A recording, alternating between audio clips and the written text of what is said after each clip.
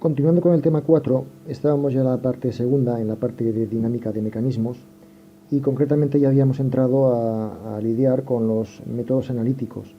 Ya hemos visto trabajos virtuales, que es un método que ya conocíais de la asignatura 10-12. Vimos el principio de las potencias virtuales, que básicamente es una continuación, una derivación del principio de trabajos virtuales. Y lo que nos quedaba por ver ahora son los métodos de análisis directo, que son unos métodos que nos van a permitir las ecuaciones diferenciales del movimiento del sistema, que básicamente es algo que usaréis pues para estudiar la dinámica del movimiento, para predecir el movimiento del mecanismo cuando las fuerzas que se le aplican son conocidas. Llegar a estas ecuaciones es algo que perfectamente podríamos hacer usando métodos ya vistos, como los métodos vectoriales, que complementaríamos en el caso de sistemas que estén en movimiento con la aplicación del principio de D'Alembert. Para entender bien lo que estoy diciendo ahora, os voy a recomendar un problema que fue una prueba de evaluación continua del curso 16-17 de la asignatura. Concretamente, la novedad de los métodos que vamos a ver ahora para el análisis directo son las ecuaciones de Lagrange y Exergian.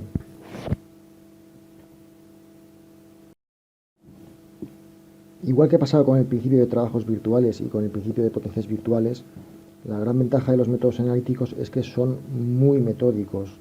Entonces, para aplicar las ecuaciones de Lagrange, básicamente vamos a seguir un procedimiento de identificar cuántos grados de movilidad tiene el mecanismo, en definitiva, cuántas coordenadas generalizadas vamos a tener que usar. Luego tendremos que obtener las energías cinética y potencial que vendrán definidas por la coordenada generalizada o por su velocidad también, en el caso de la energía cinética. Y fijaos que en el segundo de los términos, es un término que explicaremos con más detalle luego cuando hagamos algún ejercicio, tenemos que obtener el trabajo de las fuerzas no conservativas por unidad de variación de la coordenada de la o de las coordenadas generalizadas, según la ecuación que vayamos escribiendo.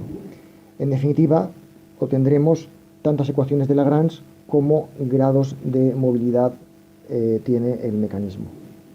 En el curso que viene, y también en muchos libros, veréis que se define una función lagrangiana que no es más que la diferencia de las energías cinética y potencial.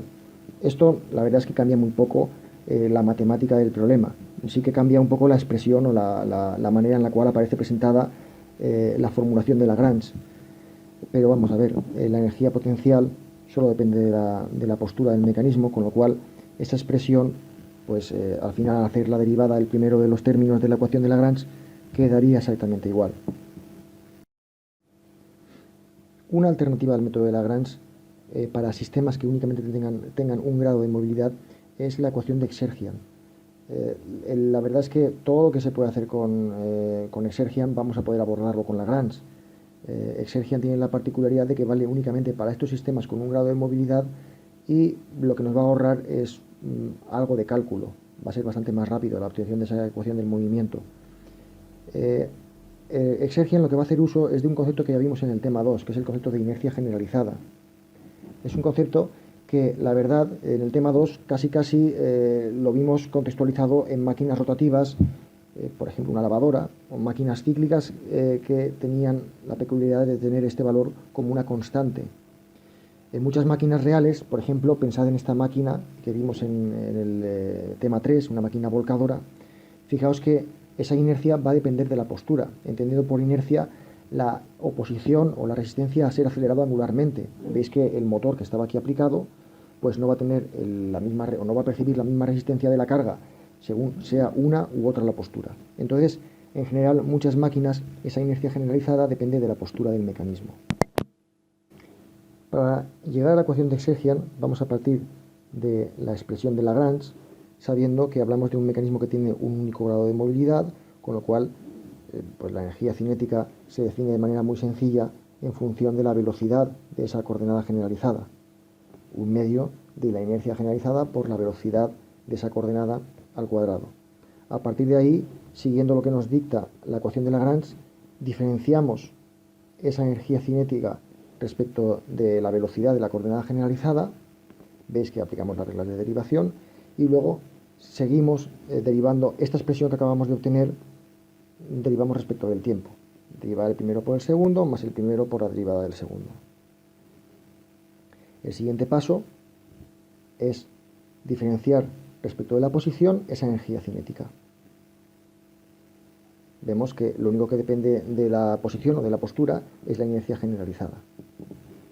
Sustituyendo esto en la ecuación de Lagrange, llegamos a esta expresión parcial que podemos reordenar, y para este sumando lo que vamos a hacer va a ser un cambio de variable, básicamente sabiendo que lo único que varía respecto del tiempo es la postura, de manera que reordenando llegaríamos ya a esta expresión de Exergian, donde vamos a ver cómo, conociendo esa inercia generalizada, pues la obtención de la ecuación de movimiento va a ser mucho más rápida que usando Lagrange. Esto, como he comentado antes, lo vamos a ver en el próximo ejercicio que haremos.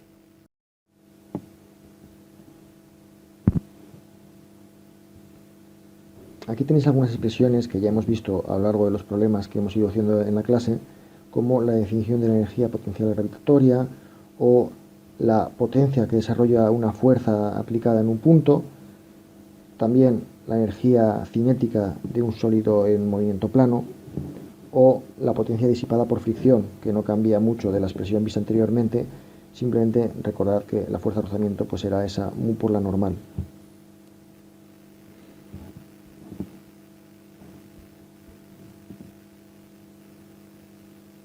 También hemos visto el comportamiento de los muelles, donde la fuerza que hace el muelle sigue la ley de Hooke, sería la constante elástica de muelle por la elongación. Esta fuerza, que es una fuerza conservativa, deriva de un potencial escalar, que vendría definido por esta expresión, un medio de la constante elástica por la elongación al cuadrado. Esta elongación, acordaos que sería la diferencia entre la longitud actual, la que tiene el muelle en un determinado instante, y su longitud libre, L sub 0, que sería la longitud pues, del muelle sin estar anclado a nada. La potencia del muelle, también una expresión que hace uso de la fuerza por velocidad que le hemos visto antes, sabiendo que pues bueno, dependerá en este caso de las velocidades que tengan los extremos, y la fuerza en los extremos es, por acción y reacción, la misma. También, cuando hicimos el problema de julio de 2015, el último que hicimos en clase, hablábamos de la potencia disipada en un amortiguador y la fuerza que hace un amortiguador. Recordaréis que básicamente os comentaba que uno puede experimentar el trabajo o cómo funciona un amortiguador cogiendo un inflador de bicicleta. Lo que tenemos es que cuanto más rápido obliguemos a un fluido a pasar por estos agujeros que tiene el amortiguador, en este caso el fluido es aceite, puede ser aire, pues cuanto más rápido queramos forzar ese paso, pues más se va a oponer el amortiguador al desplazamiento. Entonces, básicamente, esa fuerza es proporcional a la velocidad relativa con la cual se acercan o se alejan los extremos del amortiguador. Ya digo que esto lo vimos cuando hicimos este problema en clase.